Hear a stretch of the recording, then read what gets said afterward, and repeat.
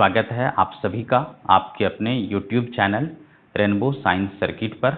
आज हम लोग क्लास 9th के जीव विज्ञान बायोलॉजी के पहले अध्याय जीवन की मौलिक इकाई the fundamental unit of life पर डिस्कस करने जा रहे हैं। और जैसा कि पिछले क्लास में आपने देखा था कि हम लोग चर्चा कर रहे थे कोशिकाओं की संरचना के बारे में, और आपने पढ़ा था कि जो कोशिका की संरचना होती है उसको मुख्य रूप से 3 भागों में बांटा गया था। जो सबसे बाहर की रचना थी उसको कोशिका झिल्ली या प्लाज्मा झिल्ली कहा गया था। उसके मध्य में एक बहुत ही महत्वपूर्ण भाग था केंद्रक न्यूक्लियस, और तीसरी रचना थी कोशिका द्रव्य साइटोप्लाज्म। उस कोशिका द्रव्य को पढ़ने के क्रम में हम लोग चर्चा कर रहे थे कि कोशिका द्रव्य में कई प्रकार के छोटे छोटे कोशिका के भाग होते हैं, घटक होते हैं, और कोशिकाओं के उन छोटे छोटे घटकों को, उन छोटे छोटे भागों को कोशिका अंगक या सेल ऑर्गेनेल्स कहते हैं। और उन्हीं सेल ऑर्गेनेल्सों को पढ़ने के दौरान आपने पिछले क्लास में चर्चा किया था लाइसोसोम के बारे में। और अब हम लोग आगे बढ़ते हैं, अपने सिलेबस को आगे बढ़ाते हैं। तो जो हमारा अगला कोशिका अंगक है, सेल ऑर्गेनेल्स है या कोशिकांग है, वो सबसे महत्वपूर्ण है। जितने भी कोशिका अंगक हमारे सिलेबस में पढ़ने के लिए है, हम लोगों ने चर्चा किया था कि टोटल 6 सेल ऑर्गेनेल्स की चर्चा करेंगे। तो उसमें सर्वाधिक महत्वपूर्ण जो सेल ऑर्गेनेल्स है वह है माइटोकॉन्ड्रिया। तो आइए आज का टॉपिक स्टार्ट करते हैं। आज हम लोग चर्चा करेंगे माइटोकॉन्ड्रिया पर। मुझे उम्मीद है कि आप में से बहुत लोग माइटोकॉन्ड्रिया का नाम निचली कक्षाओं में भी सुना होगा। कुछ लोग जानते भी होंगे। इसको कोशिका का बिजली घर कहते हैं या कोशिका का ऊर्जा गृह कहते हैं, पावर हाउस कहते हैं। अब याद कीजिए कि आपके घरों में जो बिजली आती है तो कहीं न कहीं आपके घर के अड़ोस पड़ोस में, अगल बगल में कोई पावर हाउस होगा, बिजली घर होगा, बिजली बोर्ड होगा। और उस बिजली घर से, उस बिजली बोर्ड से आपके घरों तक पावर की सप्लाई की जाती है, पावर की आपूर्ति की जाती है, बिजली की आपूर्ति की जाती है। तो इस प्रकार से हम लोग जानेंगे कि आखिर हमारा शरीर है इतना जटिल है, इसमें इतनी सारी क्रियाएं एक साथ संपन्न होती है, तो फिर इनको भी भिन्न भिन्न क्रियाओं को करने के लिए ऊर्जा की जरूरत होती होगी, एनर्जी चाहिए कहीं ना कहीं हमारे बॉडी को। तो आखिर ये ऊर्जा कैसे बन जाती है हमारे शरीर में, तो आज इसी पर डिस्कस करेंगे हम लोग। तो ये माइटोकॉन्ड्रिया क्योंकि ऊर्जा प्रदान करने वाला कोशिका अंगक है, इसलिए हमने आपको कहा यह सर्वाधिक महत्वपूर्ण कोशिका अंगक है। आइए देखते हैं माइटोकॉन्ड्रिया को। यह एक महत्वपूर्ण कोशिका अंगक है जो गोलाकार या अंडाकार होता है। यह चारों ओर से दोहरी झिल्ली द्वारा घिरी रहती है। इसकी बाहरी झिल्ली छिद्रित होती है जिसके द्वारा पदार्थों का आदान प्रदान होता है। भीतरी झिल्ली से अनेक वलयित अंगुली के समान रचना निकलती है जिसे क्रिस्टी कहते हैं। इन क्रिस्टियों के कारण रासायनिक अभिक्रियाओं के लिए विस्तृत क्षेत्र प्राप्त होता है। माइटोकॉन्ड्रिया के भीतर विशेष प्रकार के श्वसन एंजाइम होते हैं जो कोशिकीय श्वसन की क्रिया को संपादित करते हैं। अब आइए देखते हैं माइटोकॉन्ड्रिया के बारे में थोड़ा सा जानते हैं। इससे पहले जो कोशिका अंगक आपने पढ़ा था, चाहे वह एंडोप्लाज्मिक रेटिकुलम हो, लाइसोसोम हो, राइबोसोम की भी चर्चा उसी में हुई थी, एंडोप्लाज्मिक रेटिकुलम में ही चर्चा हुई थी। तो ये सभी कोशिका अंगक जो पहले से हम लोग पढ़े हैं, और यह जो माइटोकॉन्ड्रिया है यह उन सबों से बेहद महत्वपूर्ण है। आपने देखा था जो डायग्राम हम लोग पढ़ रहे थे उसमें आपने देखा था कि जो माइटोकॉन्ड्रिया है यह एक गोलाकार या अंडाकार रचना वाली कोशिका अंगक होती है और दोहरी झिल्ली से घिरी रहती है। मतलब माइटोकॉन्ड्रिया में चारों ओर से दोहरी झिल्ली से यह माइटोकॉन्ड्रिया घिरी रहती है। और क्या होता है कि जो बाहरी झिल्ली रहती है, बाहर का जो परत होता है वह छिद्रित होता है। छिद्रित समझ रहे हैं, छोटे छोटे सूक्ष्म छिद्र होते हैं। और जैसे छिद्र होगा किसी लेयर में, तो छिद्र का मतलब वहां से पदार्थों का आदान प्रदान होगा, एक्सचेंज होगा। मतलब जो बाहरी लेयर माइटोकॉन्ड्रिया की छिद्रित होती है उसके द्वारा पदार्थों का आदान प्रदान होता है, एक्सचेंज होता है। और फिर जो भीतरी झिल्ली है, चूंकि माइटोकॉन्ड्रिया का निर्माण 2 तरह के झिल्लियों से होती है। आप इसको इस तरह से समझ सकते हैं कि यह हो गया माइटोकॉन्ड्रिया की बाहरी झिल्ली, और जो भीतरी झिल्ली है, इस भीतरी झिल्ली से इस तरह से देखिए अंगुली के समान रचना निकलती है। जैसे हमारे हाथों में से अंगुली निकली रहती है ना, वैसे अंगुली के समान रचना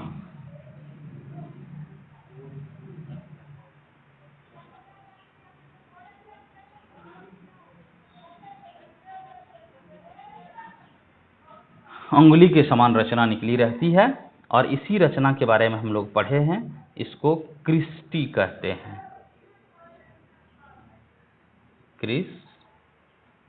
क्रिस्टी कहा जाता, अभी चर्चा होगी आगे। और ये जो बाहर की झिल्ली है ये छिद्रित रहती है, यही माइटोकॉन्ड्रिया की रचना है। तो आप इसको ध्यान से समझेंगे, सुनेंगे कि जो माइटोकॉन्ड्रिया का निर्माण होता है यह दो तरह के परत से होता है। देख रहे हैं दो लेयर है, एक जो बाहर का लेयर है उस पर क्या है, छोटे छोटे छिद्र हैं, क्योंकि माइटोकॉन्ड्रिया कोशिका का भाग है।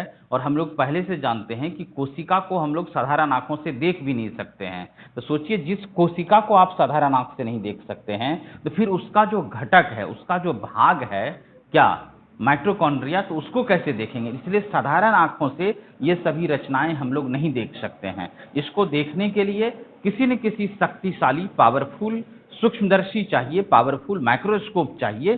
तो इसको केवल यहाँ हम लोग समझ सकते हैं इस चीज को जब आप ऊपर के कक्षाओं में जाएंगे, वहाँ विज्ञान का विस्तृत अध्ययन करेंगे, माइक्रोस्कोप आपको लैब में मिलेगा, तो हो सकता है आपको माइटोकॉन्ड्रिया देखने के लिए मिल जाएगा। तो अभी केवल आप कल्पना करके इसको समझ सकते हैं, चित्रों के द्वारा ही समझ सकते हैं कि माइटोकॉन्ड्रिया कोशिकाओं के भीतर पाए जाने वाले एक बहुत ही महत्वपूर्ण कोशिका अंगक है। और इसका जो निर्माण होता है वो दो परत वाली झिल्ली से होती है। बाहर की जो परत होती है उसमें छोटे छोटे छिद्र होते हैं, जिसके द्वारा पदार्थों का आदान प्रदान, माइटोकॉन्ड्रिया के भीतर का पदार्थ बाहर निकल सकता है या माइटोकॉन्ड्रिया के बाहर का पदार्थ अंदर आ सकता है।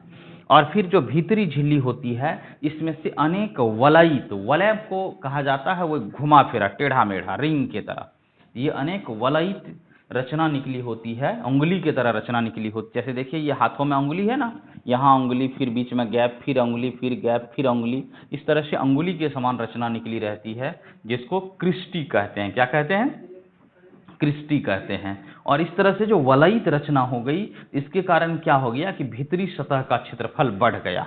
और जितना बड़ा क्षेत्रफल होगा तो वहां रासायनिक अभिक्रिया जो माइटोकॉन्ड्रिया के भीतर होगा, अभी जिस पर हम लोग चर्चा करेंगे, वह रासायनिक अभिक्रिया होने के लिए विस्तृत क्षेत्र मिलेगा, बड़ा क्षेत्र मिलेगा माइटोकॉन्ड्रिया को। तो आइए अब आगे देखते हैं।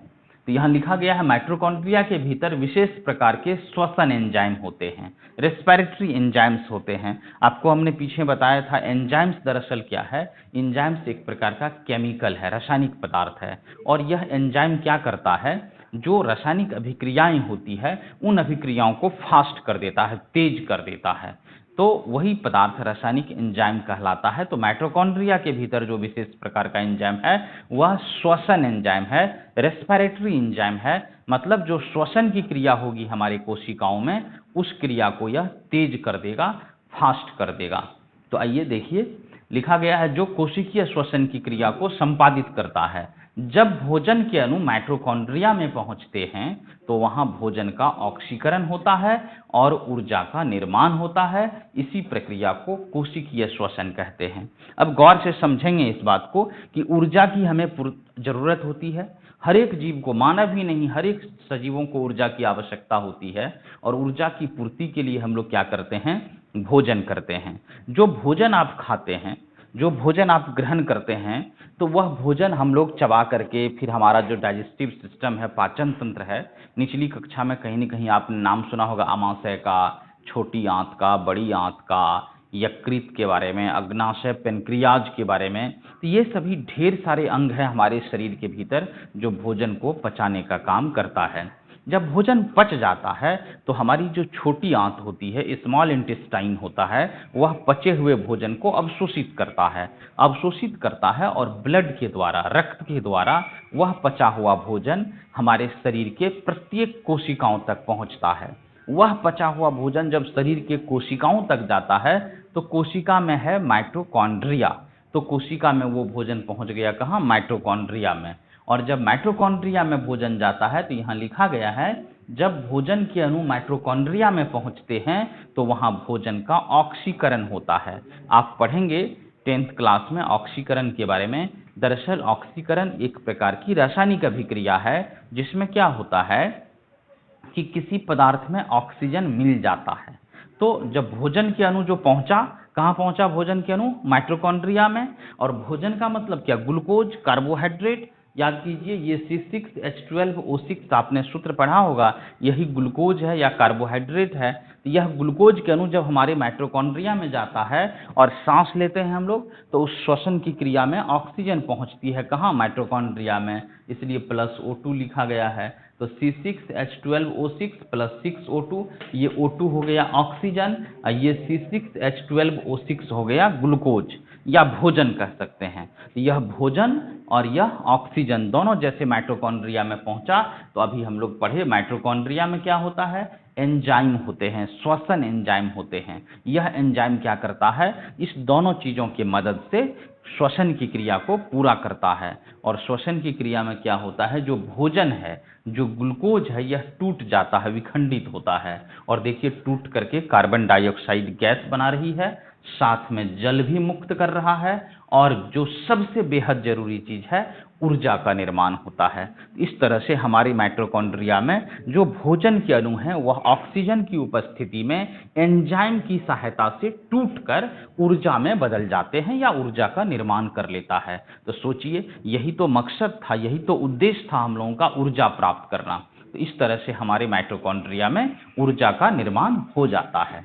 आइए देखिए, प्लस ऊर्जा समझ गए, एनर्जी बन रहा है। इस प्रकार से मुक्त होने वाली ऊर्जा, मतलब जो माइटोकॉन्ड्रिया में जो इस प्रकार से ऊर्जा का निर्माण हुआ, आप कहेंगे यह क्रिया कितने दिनों तक चलती है? यह क्रिया हमेशा चलती रहती है।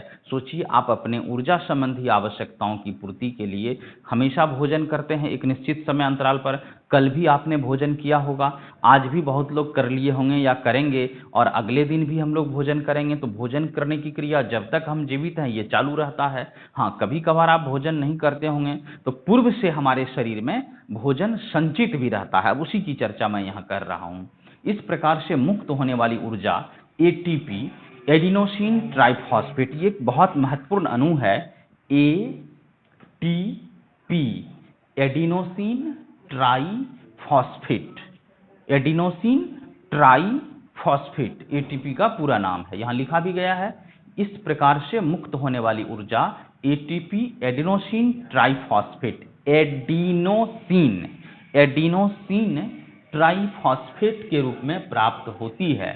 सजीव कोशिकाओं में ATP के रूप में ऊर्जा संचित रहती है। अभी हमने कहा कि हो सकता है 3 दिनों तक अगर कोई आदमी भोजन नहीं करता है, कारण जो भी हो, तो क्या वह आदमी मर जाता है? नहीं मरता है, उसके बाद भी वह जीवित रहता है। अब प्रश्न उठता है कि 3 दिनों तक भी भोजन नहीं करने के बाद आखिर वह आदमी जीवित कैसे है? तो आप सोचिए हमारे घर में जो ढेर सारे तरीके हैं खाद्य पदार्थ को उगाने का, तो क्या उन खाद्य पदार्थों का हम लोग एक बार में उपयोग कर लेते हैं? अभी जो आपके यहाँ गेहूं का उत्पादन हुआ या चावल का उत्पादन होता है, तो हम लोग क्या करते हैं, उस चावल को स्टोर कर लेते हैं, भंडारित कर लेते हैं। चाहे वो जहाँ भी हो, घर में हो या गोदाम में हो, कहीं ना कहीं हम लोग उसको भंडारित कर लेते हैं और फिर धीरे धीरे जैसे जैसे ज़रूरत होती है उसका उपयोग करते हैं। ठीक उसी तरह से हमारी कोशिकाएं भी जो भोजन के अणु का विखंडन करके ग्लूकोज के अणु को विखंडित करता है ऑक्सीजन की उपस्थिति में एंजाइम की सहायता से, और ऊर्जा जो बनाया था, तो उस ऊर्जा का उपयोग तुरंत हमारी कोशिका नहीं कर लेती है। उस ऊर्जा को क्या करती है, चेंज कर देती है ATP के रूप में। जैसे किसी के घर में बहुत ज़्यादा मक्का का उत्पादन हुआ, तो क्या करते हैं हम लोग, मक्का घर में सब दिन नहीं रखते हैं, उस मक्का को बेच देते हैं और उससे जो मुद्रा प्राप्त होती है, जो करेंसी प्राप्त होती है, जो रुपये प्राप्त होते हैं, उसको घर में या बैंक में कहीं पर सुरक्षित रख देते हैं। फिर जब हमारी आवश्यकता होती है, जिस तरह की आवश्यकता होती है, उस मुद्रा, उस रुपये का उपयोग हम लोग करते रहते हैं। तो सोचिए उसी तरह से हमारे कोशिकाओं में भी एक मुद्रा है, ऊर्जा मुद्रा है। यह मुद्रा किसके रूप में है, ऊर्जा के रूप में मुद्रा है, और उसी को कहते हैं ATP, एडिनोसिन ट्राइफॉस्फेट। तो ये ATP जो है ये कोशिकाओं के लिए मुद्रा, करेंसी के समान कार्य करता है। वही लिखा गया है, इसका उपयोग सजीवों द्वारा नए रासायनिक यौगिकों को बनाने तथा यांत्रिक कार्यों में होता है। अब सजीव के शरीर में नए नए जो रासायनिक यौगिक बनेंगे उसके लिए ऊर्जा तो चाहिए, या फिर विभिन्न तरह के यांत्रिक कार्य, हम खड़े होकर बोल रहे हैं आपके सामने, आप भी बैठ करके हो सकता है सुन रहे होंगे, लिख रहे होंगे, या फिर साइकिल चलाते हैं, किसान खेतों में काम करते हैं, लोग बोझा ढोते हैं, घरेलू कार्य करते हैं, जितने सारे कार्य हैं उनको संपन्न करने के लिए कहीं न कहीं व्यक्ति को, मानव को ऊर्जा की जरूरत होती है। तो ऊर्जा संबंधी जो आवश्यकताएं हमारी है उनको संपन्न करने के लिए इसी एटीपी का उपयोग किया जाता है। नए रासायनिक यौगिकों का निर्माण भी कर लेते हैं और यांत्रिक कार्य मतलब ढेर सारे जो चलना फिरना, बातें करना, लिखना, कुदाली चलाना, ये सब जितने भी कार्य है इसी को यांत्रिक कार्य, मैकेनिकल वर्क कहते हैं, में होता है। एटीपी को कोशिका की ऊर्जा मुद्रा, एनर्जी करेंसी कहते हैं। अब देखिए एटीपी को क्या कहते हैं, ऊर्जा मुद्रा कहते हैं। जैसे हमने अभी कहा, मक्का का उदाहरण लिया, कहीं मक्का का उत्पादन हो रहा है, कहीं चावल का हो रहा है, कहीं गेहूं का हो रहा है, कहीं आलू का उत्पादन हो रहा है। कुछ लोग हो सकता है बहुत व्यापक पैमाने पर किसी घर में मछली पालन होता होगा, कहीं बकरी पालन होता होगा, कहीं गाय भैंस का डेयरी फार्म है आपके यहाँ, तो ढेर सारा दूध प्राप्त होता है। उस दूध को बेच करके लोग क्या करते हैं, रुपये के रूप में उस मुद्रा को जमा कर लेता है। क्योंकि दूध को हम अपने घर में सब दिन के लिए जमा करके नहीं रख सकते हैं, तो उस दूध को बेच करके हम लोग मुद्रा करेंसी जमा कर लेते हैं बैंक में या घर में। फिर जब हमारी आवश्यकता जिस तरह की होती है उस मुद्रा का हम उपयोग कर लेते हैं। उसी तरह से जो हमारी कोशिका है, जो सजीवों की कोशिका है, वह भी भोजन के अणु को, मतलब ग्लूकोज को, ऑक्सीजन की उपस्थिति में एंजाइम के सहायता से विखंडित कर देता है। उसी क्रिया को ऑक्सीकरण कहते हैं, और उससे जो ऊर्जा प्राप्त होती है वह एटीपी के रूप में प्राप्त होती है। एटीपी एक तरह का रासायनिक पदार्थ है। जैसे हमारे घरों में सेल होता है ना, बैटरी, आप घर में बैटरी रखिए, उसको टॉर्च में लगाइए, स्विच ऑन कीजिए, प्रकाश उत्पन्न कर लीजिए। रेडियो में लगाइए, स्विच ऑन कीजिए, ध्वनि उत्पन्न कर लीजिए। बैटरी को और सब चीज में, किसी खिलौना में लगा दीजिए तो उस खिलौना का एक्टिविटी शुरू हो जाता है। बैटरी वही है लेकिन वो अलग अलग तरीके का कार्य करता है। रुपया वही है, मुद्रा वही है, लेकिन उसका कार्य ढेर सारा है। कोई भी चीज आपको खरीदना हो तो उस मुद्रा की सहायता से खरीद सकते हैं। तो उसी तरह से जो हमारी कोशिका होती है उस भोजन को जब श्वसन की क्रिया में तोड़ता है, विखंडित करता है, तो ऊर्जा का जो निर्माण होता है वह एटीपी के रूप में रहता है, और वह एटीपी ऊर्जा हमारे कोशिकाओं में स्टोर हो जाती है, जमा हो जाती है। इसलिए एटीपी को ऊर्जा मुद्रा कहते हैं कि जब आपको फिर अगली बार ऊर्जा की जरूरत होगी तो उसी एटीपी का उपयोग हमारी कोशिका कर लेता है। इसलिए लिखा गया है एटीपी को कोशिका की ऊर्जा मुद्रा, एनर्जी करेंसी कहते हैं। आगे देखिए, चूंकि माइटोकॉन्ड्रिया में जीवन के लिए आवश्यक ऊर्जा का निर्माण होता है, ये बहुत ही महत्वपूर्ण बात है कि जो माइटोकॉन्ड्रिया है उसी में ऊर्जा बनती है। हमने आज के क्लास के आरंभ में ही इस पर चर्चा किया था कि माइटोकॉन्ड्रिया को आपने निचली कक्षाओं में भी पढ़ा होगा, कोशिका का ऊर्जा गृह, पावर हाउस कहा जाता है या बिजली घर कहा जाता है। इसका कारण क्या है कि कोशिकाओं को जितनी ऊर्जा की जरूरत होती है, सजीवों को जितनी ऊर्जा की जरूरत होती है, उसकी पूर्ति माइटोकॉन्ड्रिया करता है, उसका सप्लाई माइटोकॉन्ड्रिया करता है। इसलिए माइटोकॉन्ड्रिया को कोशिका का बिजली घर या ऊर्जा गृह कहते हैं। वही लिखा गया यहाँ पर, क्योंकि माइटोकॉन्ड्रिया में जीवन के लिए आवश्यक ऊर्जा का निर्माण होता है, इसलिए माइटोकॉन्ड्रिया को कोशिका का बिजली घर या कोशिका का ऊर्जा गृह, power house of the cell कहते हैं। याद रखिएगा, ये कॉम्पिटिटिव एग्जाम्स के लिए या ऑब्जेक्टिव टाइप क्वेश्चन के लिए भी वेरी वेरी वेरी इंपॉर्टेंट है कि कोशिका का बिजली घर किसे कहते हैं या कोशिका का ऊर्जा गृह किसे कहते हैं। तो याद रखना है कि कोशिका का जो बिजली घर है, कोशिका का जो ऊर्जा गृह है, वह माइटोकॉन्ड्रिया है। और क्योंकि यह माइटोकॉन्ड्रिया ऊर्जा का निर्माण करता है, भोजन के अणु यहाँ टूटते हैं, विखंडित होते हैं या ऑक्सीकृत होते हैं और विशाल मात्रा में ऊर्जा बनाते हैं, इसलिए माइटोकॉन्ड्रिया को कोशिका का ऊर्जा गृह कहते हैं। अब एक और बात इसके बारे में कि माइटोकॉन्ड्रिया, हमने शुरू में कहा कि जितने भी कोशिका अंगक है, सेल ऑर्गेनेल्स है, उन सबों में माइटोकॉन्ड्रिया बेहद महत्वपूर्ण है। इसलिए लिखा गया है कि माइटोकॉन्ड्रिया एक अद्भुत कोशिका अंगक है, क्योंकि इसमें अपना डीएनए तथा राइबोसोम होते हैं। सोचिए, इसके भीतर डीएनए भी खुद का है और राइबोसोम भी है। याद कीजिए, जब आप एंडोप्लाज्मिक रेटिकुलम पढ़ रहे थे, वहाँ आपने पढ़ा था कि जो रफ एंडोप्लाज्मिक रेटिकुलम होता है RER, तो उसके ऊपर छोटे छोटे कण होते हैं राइबोसोम के, और वह राइबोसोम क्या करता है, प्रोटीन का निर्माण करता है। तो हम लोग पहले से जान चुके हैं, जानते हैं इस बात को कि राइबोसोम का एक महत्वपूर्ण कार्य है प्रोटीन बनाना। क्योंकि इस माइटोकॉन्ड्रिया में भी राइबोसोम है, तो निश्चित रूप से यहाँ प्रोटीन भी बनता होगा। इसलिए यहाँ लिखा गया है, देख लीजिए कि माइटोकॉन्ड्रिया एक अद्भुत कोशिकांगक है, क्योंकि इसमें अपना डीएनए तथा राइबोसोम होते हैं। राइबोसोम की उपस्थिति के कारण माइटोकॉन्ड्रिया कुछ प्रोटीन का भी निर्माण करता है, मतलब यह माइटोकॉन्ड्रिया प्रोटीन भी बना लेता है। तो सोचिए, श्वसन की क्रिया को तो संपन्न करता ही है, साथ ही साथ यह प्रोटीन बनाने में भी मदद करता है, हेल्प करता है। तो इस तरह से हम लोग समझ गए कि माइटोकॉन्ड्रिया कितना महत्वपूर्ण है कोशिकाओं के लिए, या हमारे जीवन को कायम रखने के लिए माइटोकॉन्ड्रिया का कितना बड़ा योगदान है। तो ये माइटोकॉन्ड्रिया हो गया। इसी के ऊपर वो जो श्वसन एंजाइम की चर्चा की है, वो छोटे छोटे कण के रूप में एंजाइम रहते हैं। इसके भीतर तरल पदार्थ भी भरा रहता है। इसको आप लिख सकते हैं, ये फिगर हो गया आपका माइटोकॉन्ड्रिया का। माइटोकॉन्ड्रिया,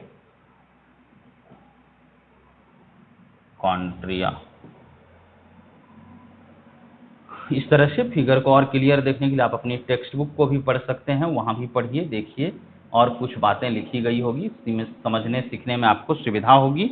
तो ये आज का क्लास हमारा मुख्य रूप से जो महत्वपूर्ण कोशिकांगक था माइटोकॉन्ड्रिया, उस पर आधारित था। और मुझे उम्मीद है कि आप सबों को ये माइटोकॉन्ड्रिया काफ़ी पसंद आया होगा, क्योंकि यह पावर हाउस है हमारे सेल का, हमारे कोशिकाओं का। तो स्वाभाविक सी बात है, पावर हाउस को जानना बेहद जरूरी है। तो इस तरह से आप सभी लोग माइटोकॉन्ड्रिया और पूर्व में जो कोशिकांगकों के बारे में बताया गया होगा उसे भी अच्छी तरह से समझे होंगे, इसकी उम्मीद है मुझे। तो फिर अब जो कुछ और कोशिकांगक बच गए, जैसे लवक के बारे में चर्चा करना है, प्लेस्टिड के बारे में, और फिर एक और महत्वपूर्ण कोशिकांगक हो जाएगा वैक्यूल्स रिक्टिका के बारे में, उस पर हम लोग अगले क्लास में चर्चा करेंगे। उससे पहले आपको एक दो चीज़ और बता दें कि जितने भी कोशिकांगक हैं, इन सबों को आप बार बार रिवीजन करते रहिए, पढ़ते रहिए, ताकि सारी बात आपको एक साथ समझ में आ जाए। यह रटने का विषय है भी नहीं, इसको आप समझिए, एक दूसरे से लिंक कीजिए, तब अधिक दिनों तक और अच्छे तरीके से आप इसको याद रख सकते हैं। तो चलिए आज का क्लास समाप्त करते हैं। उससे पहले आपसे निवेदन होगा कि जो लोग अभी तक चैनल को सब्सक्राइब नहीं किए हैं, वो निश्चित रूप से चैनल सब्सक्राइब कर लेंगे। वीडियो अगर पसंद आई होगी तो लाइक भी कीजिएगा, और अपने दोस्तों के बीच इसे अधिक से अधिक शेयर भी कीजिएगा। तब तक के लिए आपसे विदा लेते हैं। धन्यवाद। जय हिंद।